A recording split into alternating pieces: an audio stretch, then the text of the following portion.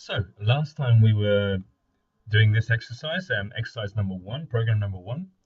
What I want to do now is I'm going to talk about program number 2. Program number 2 is really an extension on program number 1. So what we're going to do really here is add some more command buttons and make them do different and new things. So open up your previous one, which you should have saved a sensible name. Remember, if you remember my video, I saved it as question 1 IGCSE. Here we're going to do program number 2. So here we go. Here. I'm just going to add another command button. Now this command button I'm going to call but it's got on the other side, so just move it around, make it a bit nicer. So here, button number 1, I'm going to change the name. Remember, get into the habit of doing this early. Changing names after is always quite annoying.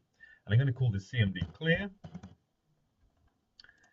And just going to resize this exactly the same. The name, I'm going to change the text on here, not the name, the text to clear. So remember the difference between the text and the name.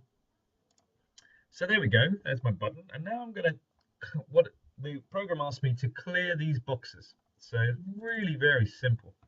I double click on the box to get to the code. Remember, I leave these lines alone. I only write in the middle here. So here I'm going to write text. Look at this, the computer helps me to not make spelling mistakes, so I'm just going to press tab to choose the top one. .txt is equal to nothing. Nothing is 2 quotation marks. That's the shift and 2 button, and you put that twice to indicate nothing. Text, oh, wrong one. Try that again.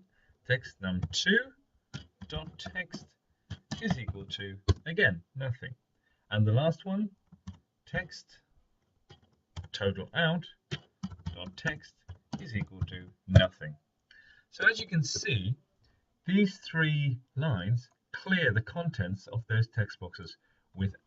If they had anything in them, they will no longer have anything in them. So let's do a little test and check that that's working. We'll just bring that down so you can see it.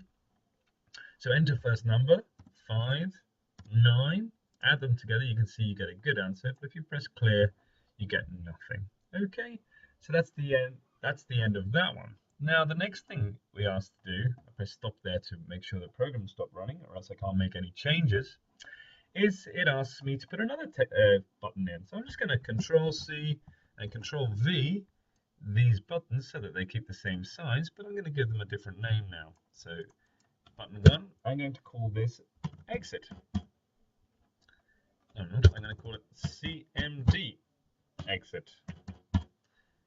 I don't need to do capital letters, sorry. CMD exit, and then on the text on the button, I'm going to call it exit.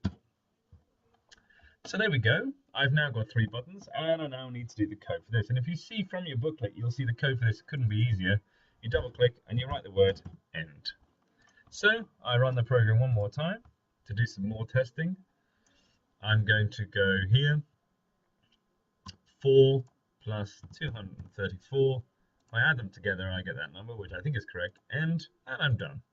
And that stops the program running. And that is the end of program 2.